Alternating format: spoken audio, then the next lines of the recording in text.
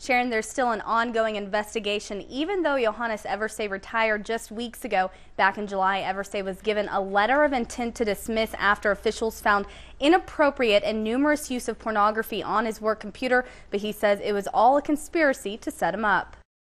The only thing that Texas Tech hasn't done yet is prove that I put it there. So how did it get there? That's a good question. He admits to having one picture of a couple having intercourse on his computer, but that during a recent vacation, he was set up. First of all, by doing some computer hacking, somebody who had access to my computer over here, obviously, and cahoots with somebody who had access to my lab computer. But a statement from the Health Science Center says there is no indication whatsoever of any hacking in this case, and no other individuals are under investigation. As for the pictures Eversay took exposing himself in the lab, he says it was for research on erectile dysfunction. I might have taken one or two when I realized that, whoops, I missed this or this measurement, or what that and that measurement, and quickly took one. Since it was all part of a research project, I didn't see anything wrong with that. My job is to do research on whatever I feel is worth doing. Did you tell Tech that this was all part of a research study? Did I tell who? Tech? Yes. No. Don't you think that would have been important in the investigation? Of course.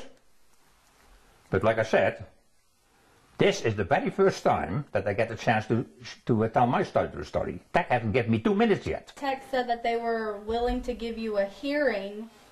Don't you think you could have been able to tell your side of the story then? If I had gotten through and go to the whole thing of getting a hearing, yes. If you felt that you were innocent. That was if you felt that you were innocent, wouldn't you? Because they had already punished me. What's the point in trying to prove myself innocent at that point? In this stack of hundreds of emails between Eversay and a woman overseas, some sent from his work computer, he again denies any wrongdoing. You know, anybody can take these emails and make them look like incriminating. In some of the emails, it detailed lewd or inappropriate sexual conduct happening between you and this female inside the lab.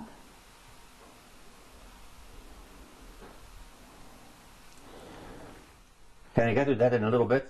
In this email from the woman to Eversay, it says, "I hope that you didn't clean your lab so neatly that it almost erased my track and smell, especially by the fridge where the two of us were standing and really had romantic moments." You can read it if you'd like. I'm not interested in reading it. It's simply nonsense.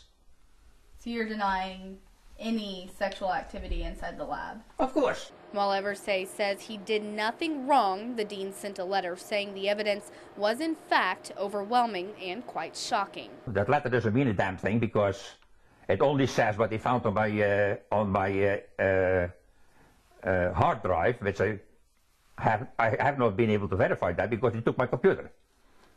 But let's assume it's true. It doesn't prove anything.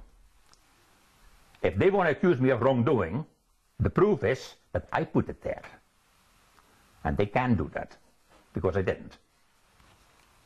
Texas Tech Health Sciences Center says they followed standard protocol for both administrative and criminal investigations after receiving accusations of misuse of Eversay's work computer. Eversay says he will do everything in his power to clear his name, even if that means filing charges. We are working on getting an extended version of the interview to put up at KCBD.com. Sharon?